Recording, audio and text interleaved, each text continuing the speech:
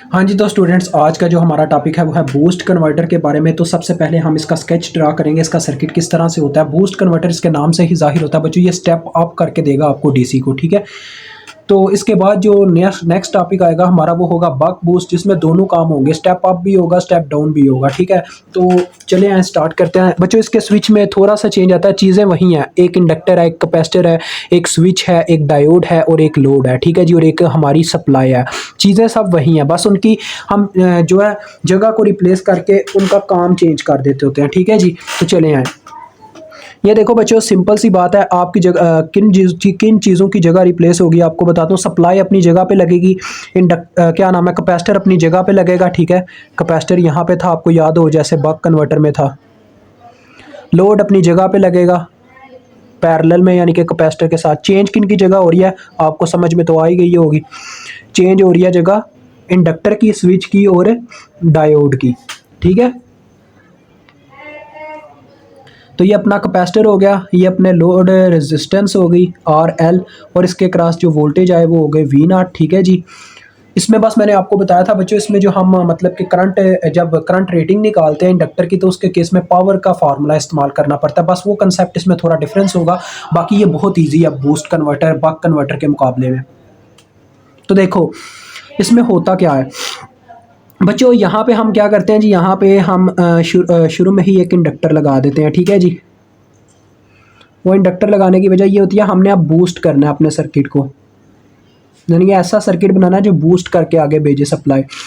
तो यहाँ पे एक इंडक्टर लगाते हैं, स्विच को हम सेंटर पे लगा देते हैं, यानी जहाँ पे डायोड का हमारा कनेक्ट था प्रीवियस सर्किट में, और नेक्स्ट जहाँ पे इंडक्टर था वहाँ पे अपना डायोड लगा देते हैं फॉरवर्ड करके, फॉरवर्ड बायस्ड, अगर डायरेक्ट डायरेक्शन देखी जाए तो ये सर्किट कुछ इस तरह से बन जाता है, ठीक है बच्चों। Inductance V S switch, this is your boost converter.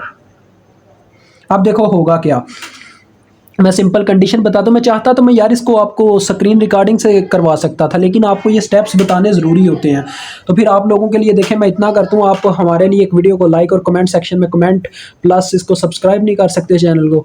तो देखो यार सिंपल सी बात है, सबसे पहले मैं इसके आपको ना आउटपुट वोल्टेज बताना चाहता हूँ। हमारे पास वी नॉट क्या आएंगे, ठीक है, उसकी इक्वेशन से ही आप अंदाज़ा लगा सकेंगे। यहाँ पे आपके पास बच्चों लोड करंट फ्लो कर रही होगी, ठीक है। यहाँ से आपके पास सप्लाई करंट निकलेगी, ये हमेशा याद रखिएगा। तो आपको सबसे पहले बताता हूँ इसकी आउटपुट हमारे पास क्या आती है। आउटपुट आपको मैंने बताया था ड्यूटी साइकिल इसमें होता है। ड्यूटी साइकिल का क्या मतलब था बच्चों, मैंने आपको बताया था असल में जो ये स्विच है, स्विच हमारा जो अपना टोटल टाइम पीरियड है उसको दो हिस्सों में तकसीम कर देता है। टोटल टाइम पीरियड तो होता है 0 से लेके टी तक, लेकिन है जो स्विच क्या करता है, स्विच ऑन ऑफ होने की वजह से दो हिस्सों में तकसीम करता है, बीच में एक रास्ता बनाता है कि 0 से लेके डी टी तक का वो टाइम है जिसमें हमारा स्विच क्लोज रहा, ठीक है बच्चों। और डी टी से लेकर टी तक का वो टाइम हो जाता है जिसमें हमारा स्विच ओपन हो जाता है, ठीक है जी। तो ये वो अपने पास कंडीशन होती है। तो जिसकी वजह से बच्चों इस बूस्ट कन्वर्टर में हमारे पास जो अपने पास वोल्टेज आते हैं ना आउटपुट में, वो बराबर होते हैं V S over 1 minus D के। ये इसका फार्मूला होता है, ठीक है जी। तो इसको आपको याद करना पड़ेगा। अगर नेक्स्ट आप इसको वेरीफाई भी कर सकते हो, लेकिन जो जिनके पास टाइम होता है वही वेरीफाई कर पाते हैं, अदरवाइज ज़्यादातर आपको पता है न्यूमेरिकल की चक्रों में आए होते हैं। तो कोई अगर वेरीफाई करना चाहिए मैं बता दूंगा, टेंशन नहीं है। सबसे पहले बच्चों हम स्विच क्लोज की कंडीशन जानते हैं, व्हेन स्विच इज क्लोज्ड, जब स्विच क्लोज होगा तब क्या होगा। देखो बच्चों मैं आपको एक बात पहले क्लियर कर दूं, ये डायोड का ना मामला समझ लीजिए पहले। डायोड यहाँ पे इस तरह से लगा हुआ है जैसे एक स्विच है, ठीक है जी, स्विच की तरह ही लगा हुआ है। ये क्या है, फॉरवर्ड बायस्ड है इंडक्टर वाली साइड के लिए, यानी ये क्या करेगा, देखो ये अगर इंडक्टर वाली साइड से कोई करंट आती है ना इधर, यानी कि इस साइड से कोई करंट आती है तो उसको अलाउ करेगा, पास होने देगा। लेकिन कैपेसिटर की तरफ से अगर कोई करंट आती है, क्योंकि कैपेसिटर एक वोल्टेज स्टोरेज डिवाइस है, इसने वोल्टेज को स्टोर कर लेना, बाद में इसने वही वोल्टेज प्रोवाइड करने के लिए करंट का फ्लो शुरू करवा देना, ठीक है। तो ये करंट जब ऊपर की तरफ भेजेगा, देखो दो तरफ करंट जाएगी, एक इस तरफ एक इस तरफ। इस तरफ क्या होगा, करंट जब निकलने की कोशिश करेगी तो ये रिवर्स बायस्ड होगा डायोड इसके लिए, तो लिहाजा डायोड इसको गुजरने नहीं देगा, सारी की सारी करंट इसका मतलब यहीं पे फ्लो होती रहेगी कैपेसिटर की। तो दैट्स वाई ये कैपेसिटर यहाँ पे प्योर डीसी सप्लाई देगा रजिस्टर को, और रिपल वोल्टेज को कम से कम करने की कोशिश करेगा हमारा कैपेसिटर, ठीक है। तो एक चीज तो ये, अब देखें जरा गौर कीजिएगा, इसका मतलब आपको ये समझ आ गया ना डायोड कैसे वर्क कर रहा है। इनके लिए खुली इजाजत है, ये ऐसे ही एक पुलिस वाला बैठा हुआ है, इनको खुली इजाजत है, जाओ जी यार कोई मसला ही नहीं है चेकिंग वगैरह की। इनको कह रहा तुझे गुजरने ही नहीं देना भाई, आगे रास्ता बांधा है, ठीक है जी। तो देखो when switch S is closed, अगर स्विच एस क्लोज होता है उस कंडीशन में हमारे पास क्या होता है, इज़ क्लोज्ड। स्विच से जैसे लिख दिया मैंने, चले यार को नहीं, हमने आपको समझाना ही है। देखें जब स्विच एस क्लोज होगा बच्चों, देखो जब ये क्लोज होगा तो ज़रा गौर करें, जब ये क्लोज हुआ तो करंट को यहाँ पे आके, ये जो आई एस हमारी करंट है ये यहाँ से गुजरेगी, ठीक है। वी एल के क्रॉस आपको पता है ये जो क्लोज और ये दूसरे काम है, ये सब हम किस लिए कर रहे हैं, वी एल को कैलकुलेट करने के लिए। ये हमारा इंडक्टर है, ठीक है, जिसके क्रॉस हमने वोल्टेज फाइंड आउट करने हैं, एल इंडक्टर है हमारा। तो देखो यार इसके क्रॉस मुझे वोल्टेज कैलकुलेट करना है वी एल। अब जरा गौर करें, जब ये स्विच क्लोज हो जाता है, आप सबको पता है, तो यहाँ पे ये शॉर्ट वायर बन जाएगी। शॉर्ट वायर के केस में क्या होता है, सारा का सारा करंट बस यहीं पे फ्लो होता रहेगा, आगे जाएगा ही नहीं, आगे ऐसे ये सर्किट है ही कोई नहीं, यानी ये पूरा सर्किट आगे डेड हो जाएगा, इसमें कोई करंट जाएगा ही नहीं, लिहाजा यहीं पे सारा करंट फ्लो करता रहेगा, यानी कि डी टी टाइम पीरियड के लिए, ठीक है, डी टी टाइम पीरियड के लिए यहाँ पे ही सारा करंट फ्लो करता रहेगा। तो उस कंडीशन में क्या होगा बच्चों, बस क्या होगा, यहाँ से करंट निकला, यानी कि सप्लाई में से निकला, इंडक्टर के क्रॉस कुछ वोल्टेज का लॉस आया और यहीं पे करंट फ्लो करता रहा। तो इसका मतलब अगर बच्चों मैं ऐसे करता हूँ, आपको पता है हमने पहले वो नोड वेरीफाई करने होता है, नोड वेरीफाई यहाँ पे करने की ज़रूरत नहीं थी, इसलिए मैंने नहीं की है। यहाँ पे देखो नीचे ग्राउंड आ जाएगा, ठीक है, 0 वोल्ट। एक नोड यहाँ पे हमारे पास बनता है, क्योंकि यहाँ पे देखो 3 चीज़ों की वायर अटैच है, एक नोड यहाँ पे बनता है, ठीक है। यहाँ पे जो नोड के वोल्टेज बनते हैं वो V0 बनते हैं, क्योंकि मैंने आपको बताया था यहाँ पे अगर आप V2 के नाम से भी रख लो यार, V2 रख लो, यहाँ पे V1 रख लो, आपके लिए कर रहा हूँ। यहाँ पे अगर आपने V2 रखे हैं बच्चों, वोल्टेज ज़रा गौर करो, तो इसका मतलब यहाँ पे देखो ग्राउंड और V2 के दरमियान एक voltage source type V0 mention है। तो हम यहाँ पे सुपर नोड का कंसेप्ट चेक करें, तो जिस तरफ पॉजिटिव पोल है वो वाले वोल्टेज प्लस में, जिस तरफ नेगेटिव पोल है वो वाले वोल्टेज माइनस में। तो ये आ जाएगा V0 is equal to V2 minus 0, यानी कि V2 बराबर आ जाएंगे V0 के, ठीक है। इसी तरह से V1 का भी ऐसे ही कंसेप्ट चलता है। अब देखें ज़रा गौर करें, जब ये स्विच क्लोज हुआ तो यहाँ पे क्या हुआ, VS पूरे के पूरे वोल्टेज इस इंडक्टर में स्टोर हो गए, ठीक है, यानी कि आगे किसी जगह पे गए ही नहीं, तो लिहाजा V1 तो 0 हो गए। तो VL यानी कि VL का अगर मैं फार्मूला लगाता हूँ VL कैलकुलेट करने के लिए, तो पॉजिटिव पोल किस तरफ है, VS की तरफ, तो VS प्लस में लिखे जाएंगे, और माइनस का पोल है V1 की तरफ, तो V1 माइनस में लिखे जाएंगे, ठीक है। जबकि आपको पता है V1 वोल्टेज 0 है, क्योंकि इनकी तरफ कोई वोल्टेज स्टोर ही नहीं हो सका, V1 के पास कोई स्टोरेज डिवाइस मौजूद ही नहीं है इस वक्त, ठीक है। डैट्स ये 0 होगा, लिहाजा आपके पास इक्वेशन आ जाएगी बच्चों, ज़रा गौर कीजिएगा, VL is equal to VS, ठीक हो गया। ये उस कंडीशन में जब आपका स्विच क्लोज है। अब हम बात करते हैं व्हेन स्विच इज ओपन, जब आपका स्विच ओपन होगा।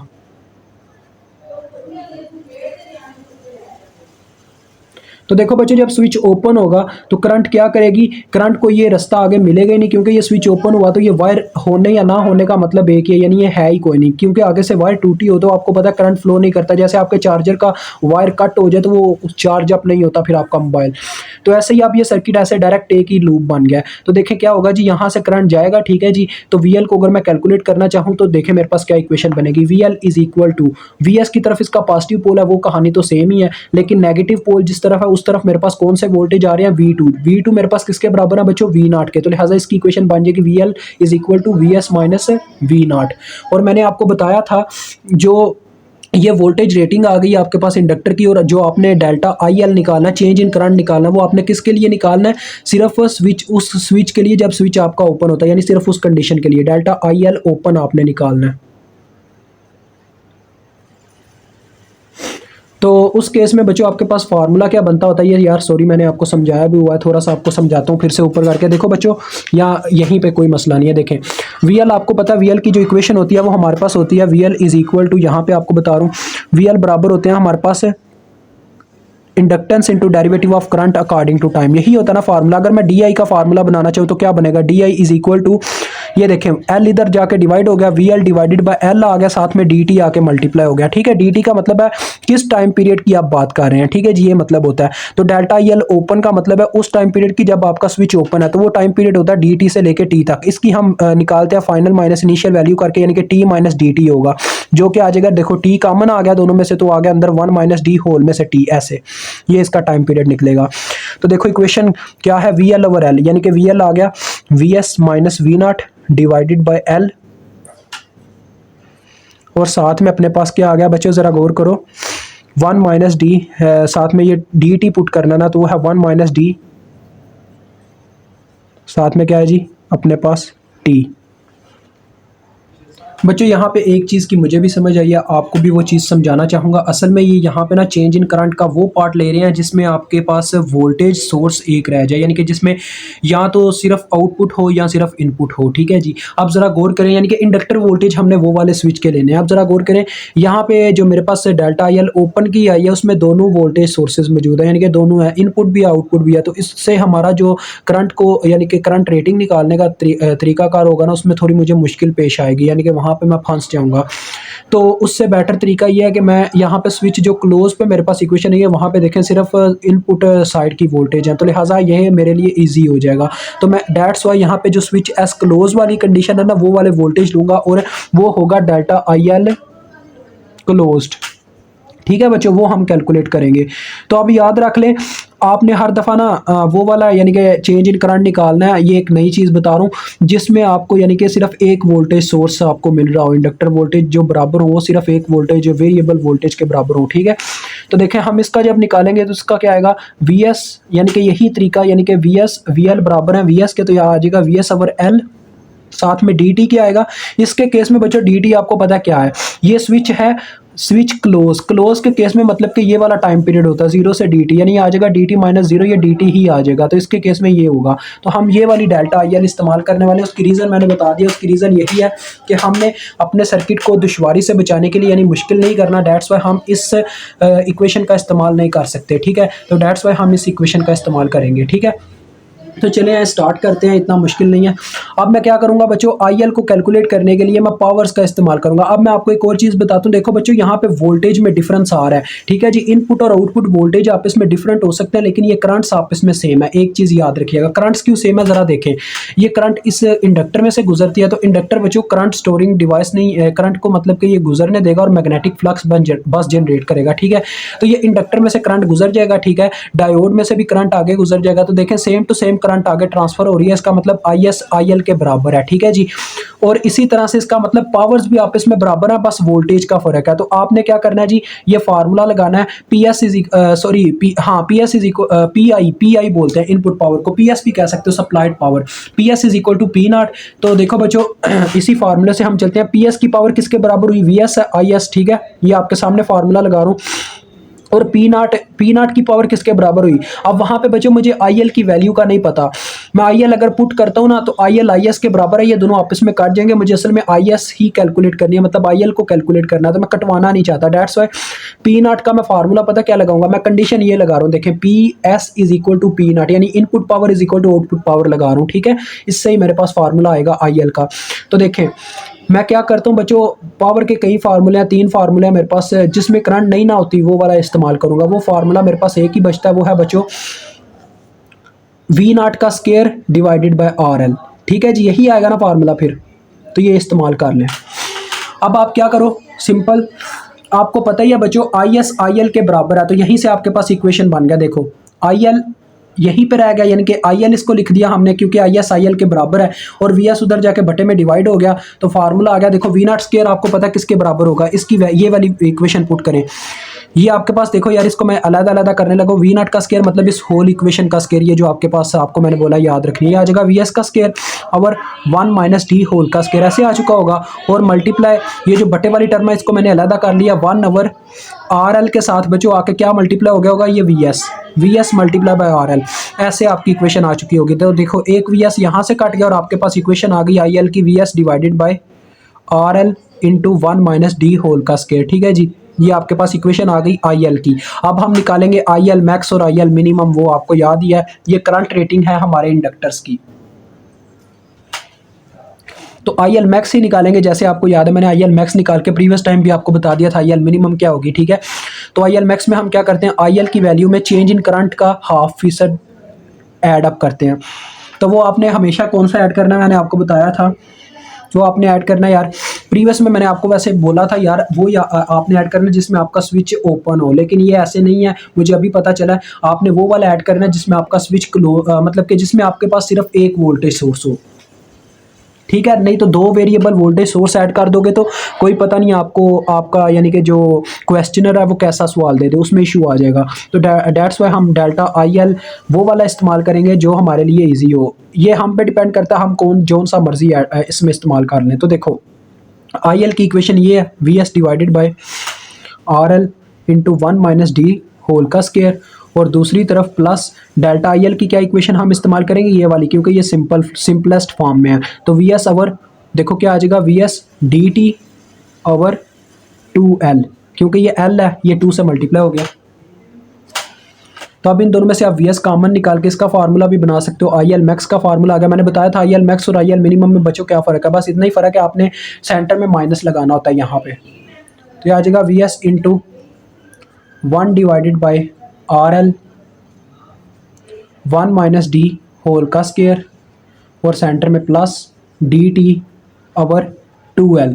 अब हमने इंडक्टर की इक्वेशन निकालनी है, तो मैंने आपको बताया था प्रीवियस में इंडक्टर की इक्वेशन आप कैसे निकाल सकते हैं। आपने क्या करना है, आई एल मिनिमम की इक्वेशन लेनी है जिसके अंदर सेंटर में माइनस होता है यहाँ पे, ठीक है, और आई एल मिनिमम को जीरो कर देना। जब उसको जीरो करोगे तो इक्वेशन आपके पास कुछ इस तरह से आई होगी, देखें V S divided by R L into 1 minus D का स्केयर, इस तरह से आपके पास इक्वेशन आई होगी, minus V S D T divided by 2L is equal to 0। ये हम L की इक्वेशन निकालने के लिए बच्चों करते हैं। तो देखें ये टर्म दूसरी जानिब जाएगी तो हमारे पास आ जाएगा, देखें वी एस नेक्स्ट स्टेप में V S divided by R L into 1 minus D whole का स्केयर इज इक्वल टू आ चुका होगा V S D T.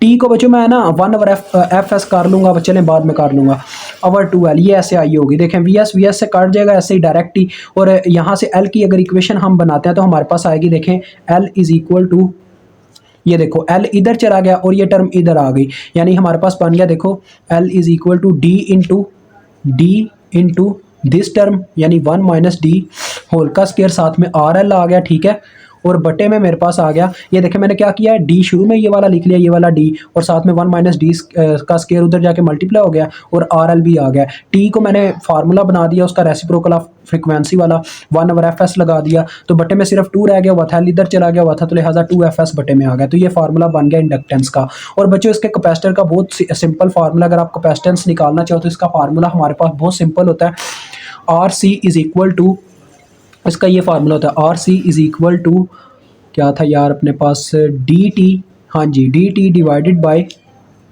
Delta V naught over V naught, यानी कि रिपल वोल्टेज।